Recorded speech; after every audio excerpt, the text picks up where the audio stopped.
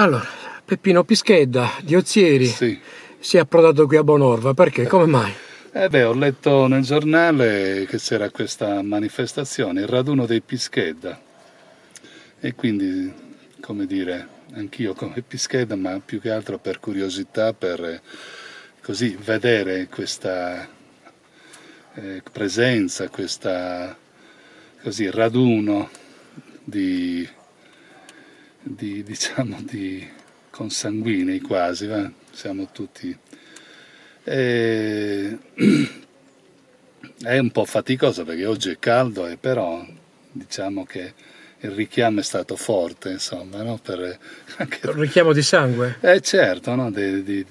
Anche conoscerci e magari fare degli incontri come quello che appunto ho fatto con te dopo tanto tempo, ma ti sei ricordato, Sì. proprio, evidentemente ho mantenuto un po' di Sì. fisionomia. Come Io giudichi... avevo i capelli lunghi Sì. allora. Come giudichi questa iniziativa? Ma è un'iniziativa positiva, adesso vediamo ovviamente così l'affluenza e i risultati, insomma. Certo che la giornata è molto, molto calda, quindi... Peppi, tu hai avuto quindi un passato da studente universitario, laureato, insegnante, da calciatore. Tra i ricordi più belli della tua vita, che cosa ci puoi raccontare? Ma io le ricordo così che mi fa piacere quello quando mi sono laureato e poi perché ha coinciso con la vittoria del Cagliari, lo scudetto del Cagliari. Abbiamo Era il vissuto assieme. 1970 70, e io mi sono laureato il 26 giugno del 70. Cagliari aveva già vinto lo scudetto e fu una festa, non so se ti ricordi, Sì, se l'hai benissimo. vissuta. Sì, vissuta in pieno. Le sfilate, insomma si arrivava fino a notte tarda nelle vie di Cagliari. E mi ricordo un particolare che eravamo con il gruppo di Berchidda, Pianezzi, Sini, Crasta. Angelo Crasta e altri.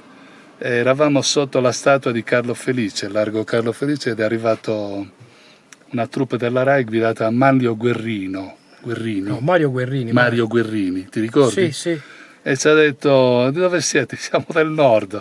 E lui ha capito che eravamo al nord Italia, ha detto: calma, nord Sardegna. E comunque ci ha chiesto, insomma. Peppi, tu hai anche un passato da calciatore. Sì, ho fatto un po' di dilettanti con lo Zierese e poi vari, diciamo, squadre minori. Per quanto tempo hai giocato a pallone? Molto, purtroppo poi ci ho rimesso Sì. le ginocchia, ho le protesi alle ginocchia Per il calcio? Senza cartilagini, quindi adesso cammino bene, grazie a Dio, non è che devo fare chissà cosa, però prima ero, insomma... Chiudiamo questa chiacchierata, questa specie di amarcord interessantissimo. Tu sei anche contento e orgoglioso di come si sono realizzati i tuoi figli. Vorrei che lo dicessi perché tu mi hai detto che i tuoi figli si sono realizzati da soli. Da soli, assolutamente. Questo è importante non come messaggio. Anche perché per il mio modo di pensare e di fare rifiuto qualunque compromesso, non lo dico così per vantarmi o per così. Infatti, la realtà. Ma rifiuto, io sono contrario, odio i compromessi. Purtroppo mi sono accorto che tutto, purtroppo, come dire, ho provato una grande delusione perché pensavo che la libertà e i valori emergessero, come dire, fossero riconosciuti. Non è così. Sì, chi riesce, chi sa difendersi bene contro queste cose va avanti.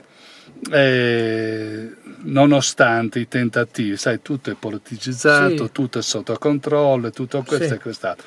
Però diciamo che c'è, seppur ridotto, lo spazio per chi come dire, va avanti con le proprie forze, con le proprie capacità. Tu hai un figlio che è un esperto internazionale di che cosa? Sì, affari internazionali, è stato anche in Iraq, in Etiopia, tant'è che per esempio dell'Etiopia non si parla, c'è un regime che fa paura. Gli etiopi sono lì controllati, vedi che ogni tanto nei barconi arrivano, sì, no? Sì. Eritrei, perché raramente qualcuno riesce a scappare alle maglie del controllo della polizia. E mio figlio mi ha detto che è una cosa, diciamo, incredibile, è strano. Lui ha detto che in campo internazionale non si parli di questa situazione. È stato in Iraq, nella zona di Erbil, dove è nato Saddam, nel Kurdistan iracheno. E noi eravamo in ansia perché c'è stato un mese e mezzo, avevamo paura che succedesse qualcosa, come ogni tanto succedeva, no? Che saltava in aria qualcosa. Fortunatamente, ringraziando anche il Signore, lui ha fatto l'esperienza, ha raccolto documenti e interviste, che poi ha condensato nelle sue opere, nella sua tesi di dottorato. E lui insegna all'università? Sì, lui quest'anno ha fatto un anno distaccato come si chiama, vicino a New York, adesso mi sfugge il nome, che è l'università dove ha insegnato Einstein e dove c'è la casa di Einstein. Adesso dopo mia moglie te lo dice. E quindi ha finito l'anno lì, guarda un po' che mi sfugge il nome.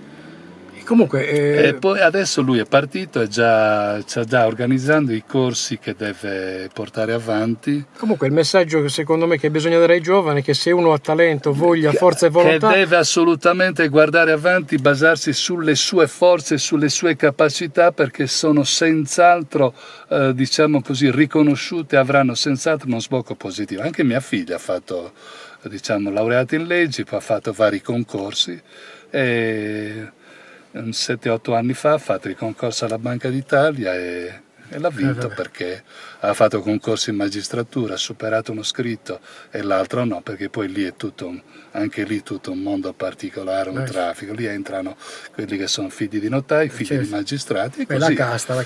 E stranamente riescono a passare, diciamo così, le raccomandazioni. Mia figlia ha fatto il suo, onestamente, con fatica. Mi ricordo le serate al mare, lei con i libri, noi facendo i bagni, lei seduta sotto l'ombrellone.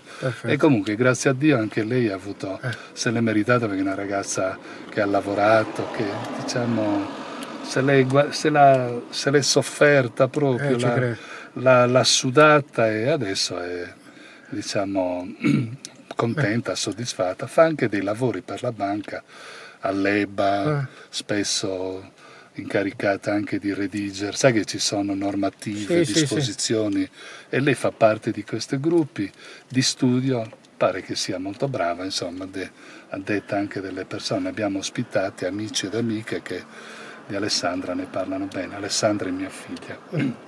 Peppi, allora diamoci appuntamento al secondo raduno il prossimo anno, se tutto va bene, adesso e così ci aggiorniamo. Certamente, stiamo iniziando, quindi speriamo che sia sempre un incontro piacevole, un incontro conviviale. E soprattutto un incontro molto ricco di presenze. Grazie.